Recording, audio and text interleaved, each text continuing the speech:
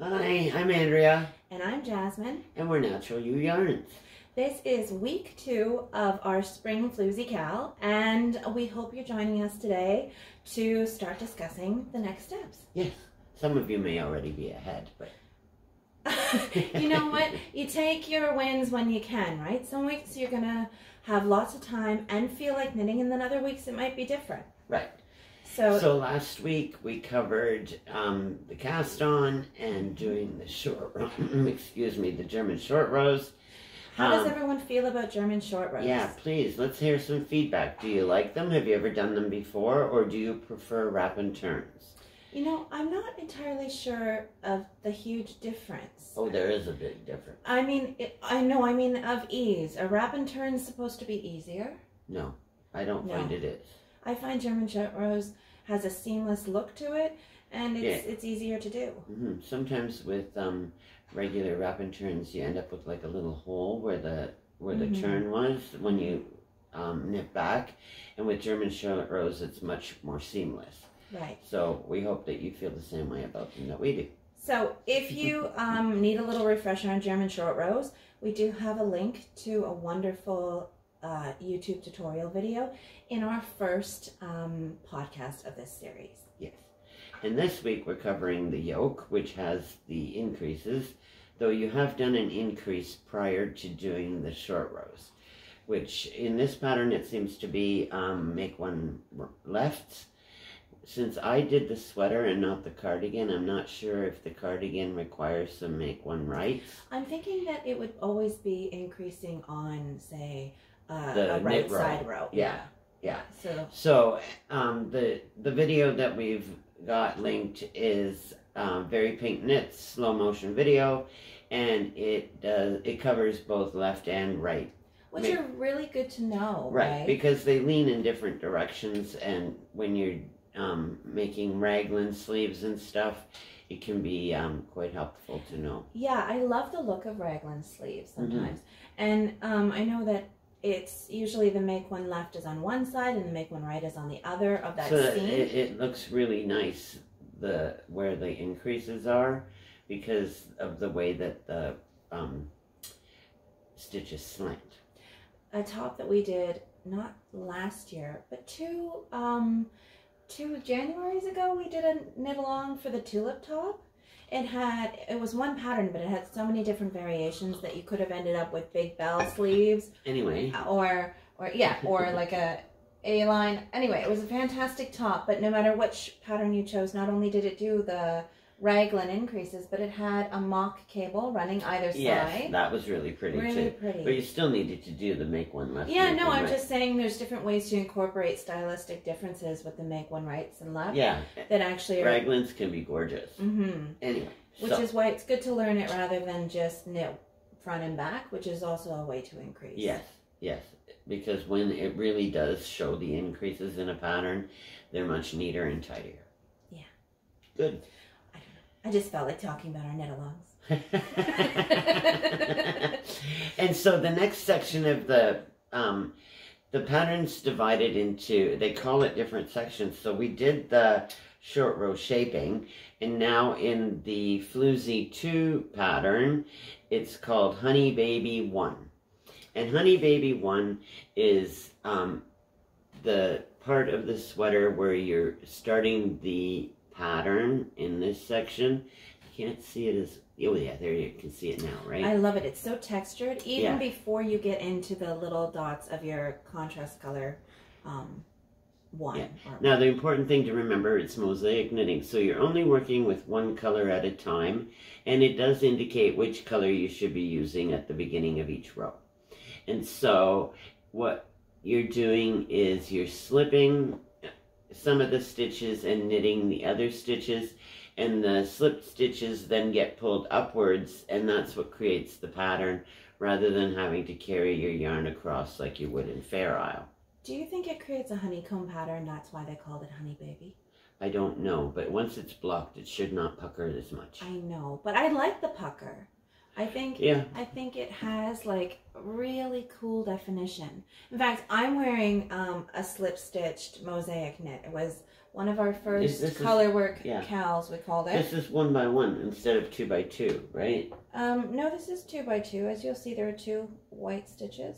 That's 2 rows.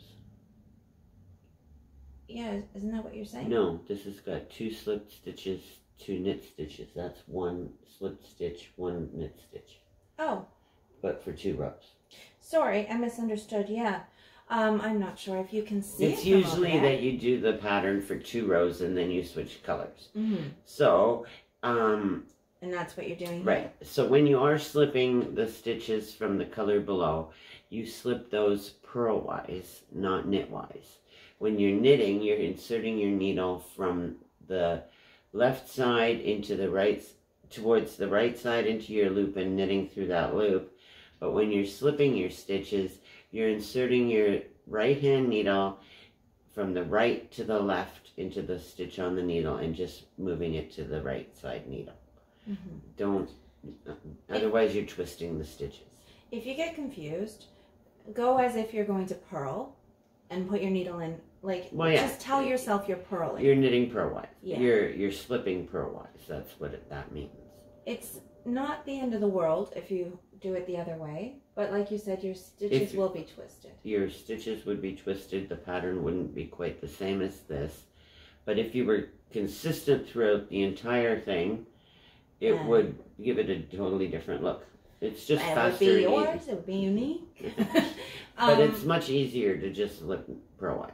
Right. In fact, sometimes I have to remind myself for slip knits that it has to be the knitwise way. Right. Yeah. Yeah, because you want those to you twist. do want it twist so that it lays to the left. Yeah, okay, don't confuse people. I'm not trying. Look, I'm not knitting it, so I'm trying to insert my helpful little tips in different ways. I was going to show off this and talk about texture and how slip stitches create wonderful texture. Listen to this. Well, you can see a garter stripe row right here, but beside it is a more subtle texture, the pattern of which is here, you're using 2 alternating colors. But then there's a section where it's just one color and the slip stitches sort of extend as well. And it's just more visually interesting, I think. Yeah, it gives it a nice textured pattern that is a contrast to the garter stitch, or even stocking knit stitch would look different. So there's a lot of different ways that slip stitches might be incorporated into different patterns. To cause interest. Yeah. Mm-hmm. It also creates strength. I mean, you're not going to need it in your chest, your yoke. No. But maybe. Yeah, because you're talking about heel flaps. Yeah, I'm talking about heel flaps on socks. Okay. Yeah. So when you're finished this first section of Honey Baby 1, you will go back, you will then use the contrast color as the background color. And when you get to this center section that is your pop of color, where am I? Sorry, I'm ahead of myself. So the patterning changes with the background color. And then when you're finished this first section, you're going to go to where you've got your main color in the background and the your third color in the center for the stitch here. And this is done slightly differently. What's it called? Let me see. Did she give it a name? Butterfly Kisses? Butterfly Kisses is that section. And, sorry, I grabbed too many pages. I love the naming of things. Mm-hmm. And when you go to do this little bit more intricate stitch to get this zigzag, there is a tutorial included in the pattern. A pattern link. It's right in, it's a link.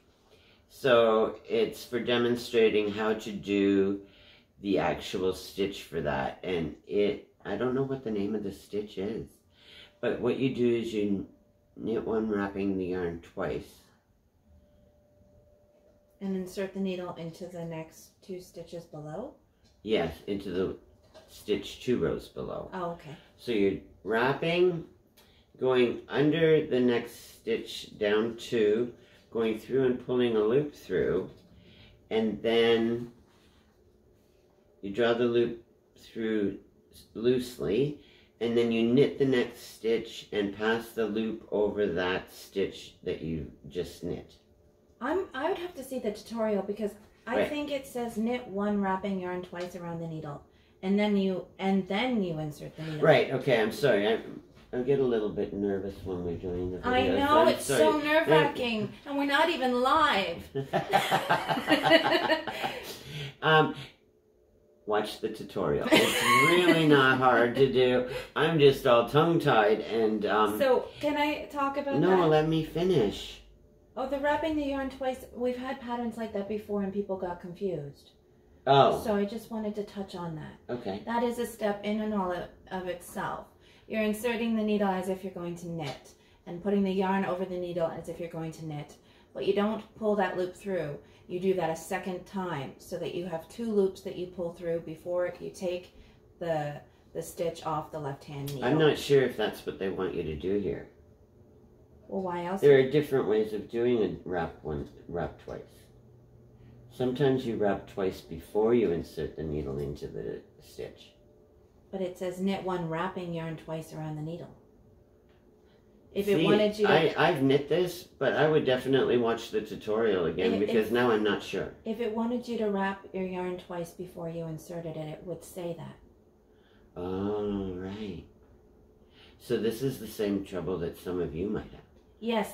This is why I said, can I touch on it? Because I'm not wearing the shawl. Oh, the coffee break KAL that we had last February, yes. That was one of the stitches. And it was... insert the needle and wrap it twice, but we had people wrapping it twice and then inserting and making a knit stitch. See, this is me. So I'm trying to help, and you're like, no, I don't think that's it. And I'm the one that knit it. So, I'm so glad there's a tutorial. Yes, and you know what? Even if it's not in slow motion, on YouTube, there's a way for you to slow down the playback option. Really? Yes, along the bottom browser. I don't believe it's over where there's the sound option. I think it's on the other side, over where you can make the screen bigger and smaller, closed captioning. Oh. I believe so. That's really good to know. Yeah. I never knew that. You never tell me anything. You never ask. I tell her all kinds of things, guys. She doesn't listen. If you don't know to ask, why would you? You don't listen when I tell you things. Now, I'm just talking about the Floozy Too pattern, but I think that if you're doing the cardigan, you're not working in the round, you're working back and forth. So the directions for the second row may be different for you when you're doing any of this patterning. Including the honeycomb, what was it called? Honeycomb one? Honey? Yeah, honey baby. Honey baby one. Because when you're knitting across, you would just slip and knit, but if you're doing it on the way back because you're doing the Floozy cardigan, you would need to purl and slip the same stitches that were slipped purlwise on the front, purlwise on the back, but with the yarn in front of the work. Yes. Yeah.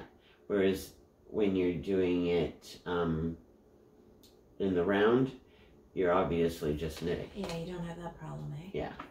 I think that's why you chose the sweater. Not only because you don't wear cardigans, but because... No, because I don't wear cardigans. You don't wear cardigans. And I don't like to purl, you're right. I was just going to say you don't like purling. And so those of you who have chosen the cardigan, and I think it was a split 50-50, please let us know your thoughts on that. Any tips you have that might be different to what we are saying because of it's slightly a variation. Right. We'd love to hear about that too. Yes. And do you like purling, or are you sort of trudging along? Because you really want a cardigan. The weather's getting warmer, but they're going to be lovely, these sweaters and cardigans for at night. Yeah, I like in the evening when, you know, we live on the Northumberland shore now, but if you go for it seems low tide is usually towards evening, right? And if it's a windy day, or even if it's just an overcast day, it can be chilly to go for a walk, but that's the perfect time to go because the the tide's gone out, and that part where the water has receded is actually firmer and easier to walk on. It's true. We always go after work.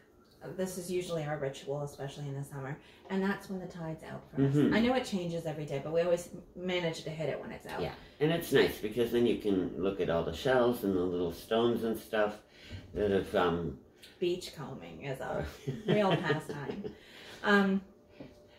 Now, I wanted to say something. I saw it here, and then I thought we should talk a little bit about it, and tell me if I'm going off script here, but you'll be alternating colors regularly for the next section. Carry your yarn loosely up the back of your work. So this is without breaking color A and B. Do not cut your yarn in between the different yarns that you're working with. And again, there's a tutorial video included that will show you how to carry your colors up your work rather than cutting and restarting your colors all the time. But just to summarize it, it's kind of like you have to wrap the working yarn up under the other one as if you're cupping it to carry it. Yeah. Yeah. you want the yarn always to be carried up with the help of the one from below. So, and the tutorial video makes that much clearer. So this is great when you have a yarn bowl where you can alternate skeins or pick them up and take them out, right? Yeah. And the other thing is when you do need to change colors, because when you're adding a new color and then for a while you're not going to carry the main color when you're doing this larger section that I did in the ivory color.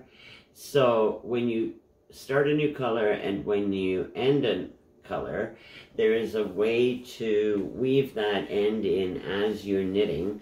So at the end of your project, you don't have to sit there for hours sewing in all your little ends. And so there's going to be a tutorial video included for that as well. Right.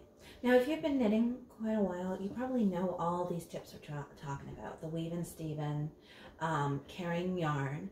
But those of you who are being adventurous or intermediate knitters, these are some great skills just to have in your back pocket. Yeah. Yeah. But don't feel bad if you have to keep going back to a tutorial video. And if you've done some of this knitting already and you didn't have the advantage of the information we're giving you now because you were really gung-ho to get going, don't feel bad. You can just change, or you can learn something through the tutorials and do it in a different fashion after this point. Yeah, and see if it becomes easier having seen a different way of doing it. And I think that's it. Other than, you're going to talk about that. Yeah, well, we talked about it last week. We showed off the new bucket bags. Yes. And people got really excited, and some people bought one already. And we also talked about ballots. So we had this great idea. Since we never know what to do as a prize, we want it to be lovely, but we get hung up on what that is. Right. So we're going to spend all 6 weeks showing off something new in the shop.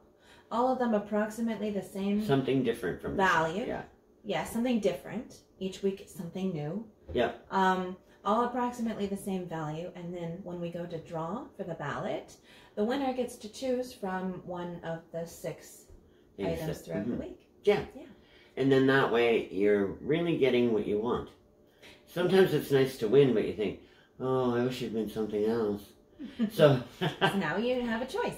Yes. This week I wanted to show off the Maker's Meadow. This is an ongoing collaboration that we have with Seafoam Lavender, just sort of down the road in Seafoam, Nova Scotia. Yeah, and so it includes 2 50-gram skeins of the Echo, and you're working with a 50-gram skein of Echo for one of the colors. And it so there's 2 colors. We have Pollinator's Picnic, and I'm not sure what we called the purple in that one. I think we called this Seafoam Lavender. Gee, I wonder why. And oh my God, the box smells so good when you open it up because we got lavender products. Yeah, there's a lavender sachet. So you can, lavender is actually really good for deterring moths. So you could put it in with your stash or in your lingerie drawer. There's also a little spray of lavender. This is the sachet. The lavender spray, lovely to spray on your woolens or in your cedar trunk or wherever you're keeping your knits. We keep them in the closet, so every once in a while spritzing something because it's not airtight. Moths could, in theory, get in there. Right. I also like to spray it on my pillows at night. Helps you sleep. Because it's a relaxing scent. And the other thing that's in here is a jar of, what is that one called? Just hand cream? Just hand cream, but it's specially formulated. Yes, it's wonderful. Mm-hmm. I tend to put on a lot of hand cream while I'm knitting. I find that really helps. And my hands are in water all the time. I'm not even going to show you my hands. They've seen them, Mom. Oh. You've been doing this. So they see that your hands are bright purpley black. Yeah. That's okay. It's going to be like that for the next couple weeks because she's playing with eco prints and nature wraps, and we've been making some alterations to dye colors using iron as an afterbath. So those are your special fingers. Anyway, what were we saying? So, your hands need some relief sometime, yes. and this is really good hand cream. Now, having said that, the natural oils in your skin, I'm just going to add this because it comes up at various times that various people ask. If you're wearing, first of all, you have oils naturally in your skin. If you put on a cream, there's even more oils and moisture in your skin. So as you're knitting, and this isn't just for naturally dyed yarns, it can happen with other yarns as well. But where my yarn runs across my finger, that line that I keep the tension with, I end up getting the color of my yarn in a line there. Yeah. And sometimes, especially with things like indigo, which are not actually water soluble, the molecules attach in a different way to the so anything that hasn't permeated the yarn sort of sits on top of the fiber. It will come off sort of in the rinse and subsequent wash cycles, just like your jeans sort of naturally bled a little bit. But this is, it also comes off in what's called crocking, where you're knitting and the friction makes those molecules jump and they attach themselves to other things like your bamboo needles, which are porous. Yes, somebody said, I have blue needles, and she was so excited. But if you don't want blue needles, don't use bamboo. That was a new one for us. Right, yeah. But the color that has been fully absorbed is not what's crocking off.